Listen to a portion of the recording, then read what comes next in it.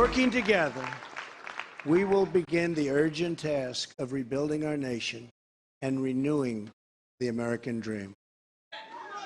I've spent my entire life in business looking at the untapped potential in projects and in people all over the world.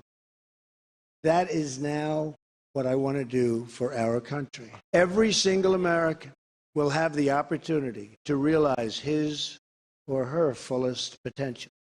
The forgotten men and women of our country will be forgotten no longer. All right, ladies and gentlemen, I welcome you back. Donald Trump at about 2:40 in the morning at that point, earlier this morning. Joining us now, Stephen Moore, Newsmax finance insider, Donald Trump economic advisor, co-founder for the Committee to Unleash Prosperity, and senior fellow at the Heritage Foundation. Welcome back. 24 hours ago you were sitting here, and I think I got about 2-3 hours of sleep. And neither one of us were that optimistic when you left here last night. In fact, when I was here, remember, because that was when the exit polls had Trump down 3 to 4 points. I saw on another network a Hillary Clinton pollster who said, we think we have a 95% chance of winning.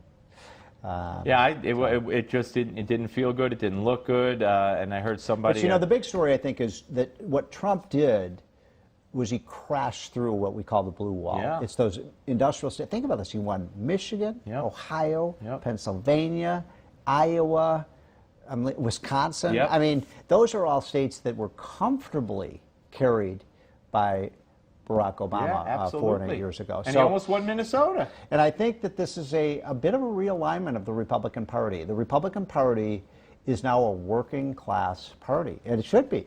The Republicans are now the ones who represent working class Americans. Frankly, the Democrats abandoned those voters, right? They did. And look, when Hillary said deplorables, racist, sexist, homophobes, that's how liberals believe about Middle America. And you know what? Middle America understood it, and they said these people hold us in contempt, and I think they paid a high price for it. Okay, when Donald Trump said in that soundbite that he develops untapped potential in people, he's going to bring prosperity back. You helped write the economic plan along with Larry Kudlow, who we're going to have on next from earlier today.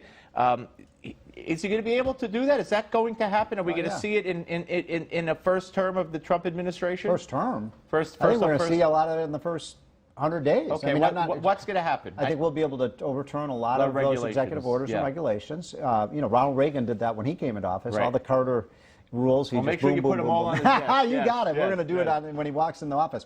And then, of course, there's the tax cut, which is the heart of the plan. We've talked about it many times. The business. I don't think we can do the whole tax plan. But I think we can do the business tax cut as a stimulus, immediate stimulus to the economy. You get those rates down to 15% for 26.5 million businesses, you know that's going to generate growth. And a lot of those jobs that we're leaving are coming. I'll add energy policy. You know, I wrote a book on this. As you know, we have an amazing potential to become the #1 energy producer in the world. And I'm not talking about building 500 million solar panels. I wouldn't want to be in the solar business right now.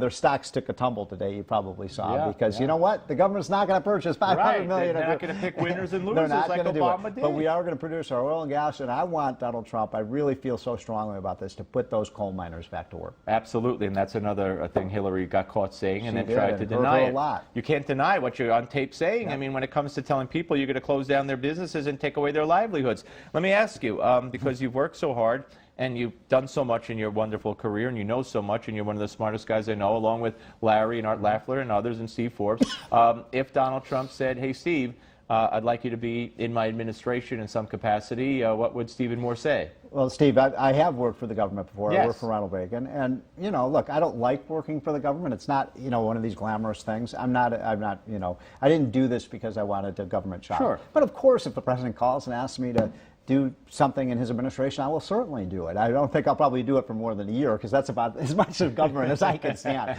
But, you know, it's going to take, you know, and he really does surround himself with really good people. Well, that's the one thing I really, not just the campaign, which was, you know, really well run, but also, you know, just looking at his businesses, I was so impressed when I would visit him in Trump Towers, and just seeing the men and women around him. You know, they admire him. They're incredible people. So many of them are women. You know, this idea that he doesn't like women is crazy. I mean, I would say a huge percentage of the people who are running his companies are women. Yeah. No, he's done great work, and there's so many women who have come forward and attested to that fact. Let me ask you, how about this? Steve Forbes for Fed chair. Okay. How about Larry Kudlow running the National Economic Council, Treasury Department? I think my friend Steve Mnuchin is going to get that. I mean, it's going to be a really good pro-free market term. I'll do whatever the president wants, or I'll stay on the outside and just have fun doing your show. Right. Well, here's the deal. If you're on the inside, you're still going to do my show. You got to remember that. Make America great again, my friend. Absolutely. We're going to do that. So last night, Trump it's apparent that he's going to win. The Dow futures went down 800 points. And they recovered. After he gave his speech, they recovered to about down 300, and the market at some point today was up, over 250 points, whatever. So, what happened? It's the Brexit. I mean, what happened in America was Brexit, right? I mean, a lot of us predicted, Brexit. Everybody said it wasn't. Well, the world markets tanked, like the Nikkei went down 5%. Exactly. Nikkei went way down, and then and I think that's what happened. Look, markets don't like risk. They don't like change. Investors will give us Hillary because she's the one we know what she's going to do. But I think you're right. That speech he gave last night was fantastic. He was humble. Conciliatory. He was gracious. He was conciliatory. And I thought Hillary's speech today was one of her best speeches. He said, "Let's work with this guy. Let's get things done." We've got to. I mean, there is pain and suffering out there in middle America. People are feeling financially stressed out. Obamacare is killing them, by the way. Obamacare is gone.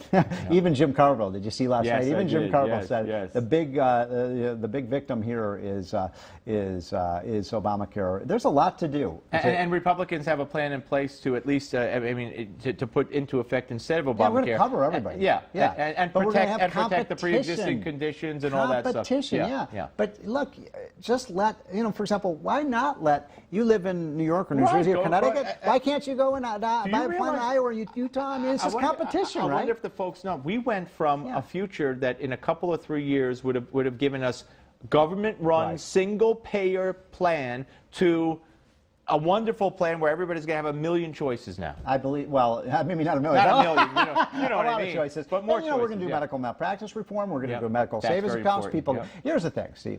I mean, the problem with Obamacare is it requires everybody to essentially buy the same policy. You and I probably have different risk preferences. You might want to be covered for some things. They were telling us what we have to have in our policy. Everybody, it was a one-size-fits-all. Why? It's like saying we have to all go to the grocery store and buy the same things. Well, I believe, from what I remember, you and I were even paying for mammograms for ourselves. That was included in even for men. I mean, the whole thing was nuts. I think you can cut healthcare costs by 30%, insurance costs by just having more competition, having the consumer back in the equation. Doctors, I found going around the country because I did a lot of traveling with. Every time I would meet a doctor, I'd say, "What do you think of Obamacare?" I do that too. They hated it. Hate it. And we use free enterprise for almost every other industry. Why can't we use it in education and healthcare? Yeah, it's competition. By the way, we're going to do the vouchers. That's a big deal that people didn't pay attention to. We're going to take $20 billion out of the U.S. Department of Education, which just goes down a drain. We're going to give that to parents in low-performing schools and say, you can select a Catholic school, a Jewish school, a trade school, whatever works for your kids. Why not? I mean, Barack Obama sends his kids to private schools. He lives in public housing. Why can't, low-income people have that same choice? So are we going to abolish the Department of Education? I don't think we're going to abolish it, but we're going to bypass the education blob. Right, and we're going to give the money directly to the parents and let them choose. And, Donald Trump really was sincere when he said, I want to rebuild the cities and bring jobs and development and safety and family. And to do that, you have to do something different, not do the same thing over and over and over. I thought one of Trump's strongest lines when he said, the liberals come here every 4 years, they ask for your vote, and then you say, see you in 4 years. Right. We're going to go in and we're going to help those cities like Cleveland, Newark, Detroit, Chicago. And vouchers is a key part because it all goes back to education. Great. Congratulations. Okay, congratulations. Great seeing you. Thanks for coming back. We'll see you very soon. I sat down, as I mentioned to Steve, with another Trump economic advisor on my noon show, America Talks Live. You know him. You love him, Larry Kudlow. That interview is coming up next, and we have a lot to go into with Larry. You're not going to want to miss that. Don't go away.